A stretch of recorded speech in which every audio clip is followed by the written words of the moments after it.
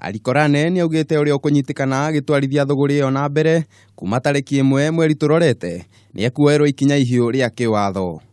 Na hii makaa imelete maafa nyingi hasa kwa mashamba yetu zile ziko kando za barabara na hasa katika constituency ya Fafi. Nimewaita hapa kuwajulisha ya kwamba kuanzia tarehe 1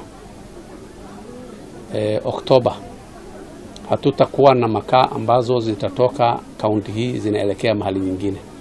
Oho ni augite marua maria metikiritio kwendia na gukua makara na marori kuma kaunti iyo ni megukanjwo na gutire marua mangi mekuheo nginyagia riria mitaratara mieru ya thuguri iyo igathondekwo.